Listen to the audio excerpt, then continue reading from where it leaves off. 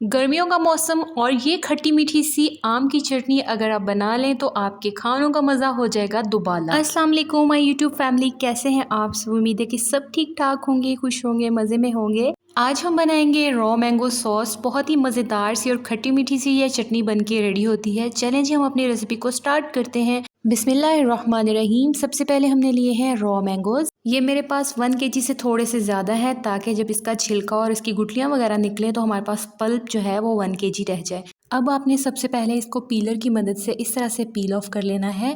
Raw mangoes की skin थोड़ी सी hard होती है, अगर आपसे पीलर की हेल्प से नहीं हो रहा तो आप नाइफ़ की मदद से भी कर सकते हैं।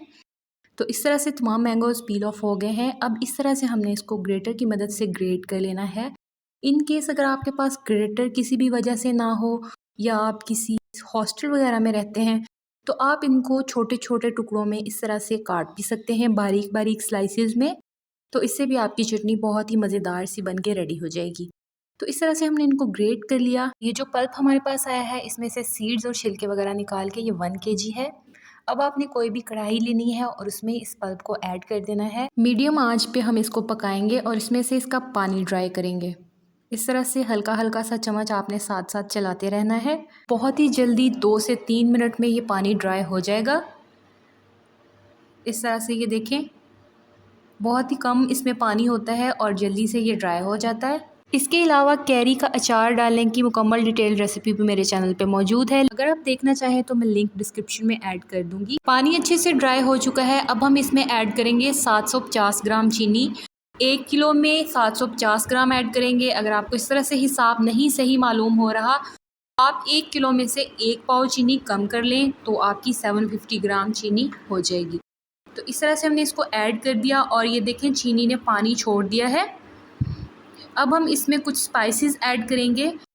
तो ये सब स्पाइसेस हमारे पास है। 1/4 टीस्पून सॉल्ट है, 1/4 टीस्पून ही कश्मीरी लाल मिर्च है। अगर आपके पास नहीं है आप सिंपल लाल मिर्च के साथ थोड़ा सा फूड कलर ऐड कर सकते हैं। 2 से 3 काली मिर्चें और 3 इलायचियाँ ऐड करेंगे इसमें मुंह खोल के इस तरह से। फिर कलौंजी है 1/4 टीस्पून, सिनेमन स्टिक्स हैं 3 से 4, फिर ज़ीरा 1/2 टीस्पून, सौंफ 1/2 टीस्पून है, फिर बे लीव्स हैं 2 से 3। सॉल्ट के अलावा अगर आपके पास कोई भी मसाला अवेलेबल नहीं है तो आप उसको स्किप भी कर सकते हैं, कोई भी हार्ड एंड फास्ट रूल नहीं है। तो दूसरी तरफ देखिए पानी तकरीबन ड्राई होने वाला है। अब हम इसमें जो हमारे पास स्पाइसेस थे उसको ऐड कर देंगे। ये ऐड हो चुके हैं। इसको अच्छे से मिक्स करेंगे। इसमें जो हमने कश्मीरी लाल मिर्च ऐड की है वो इस चटनी को अच्छा सा कलर देगी और थोड़ा सा स्पाइसी करेगी। अगर आपके पास अवेलेबल नहीं है तो आपने थोड़ा सा रेड फूड कलर इसमें ज़रूर ऐड करना है। ये देखिए कितना अच्छा सा इसका कलर आ चुका है। अब हम इसको 2 से 3 मिनट तक और पकाएंगे और ये हमारी चटनी रेडी हो चुकी है तकरीबन।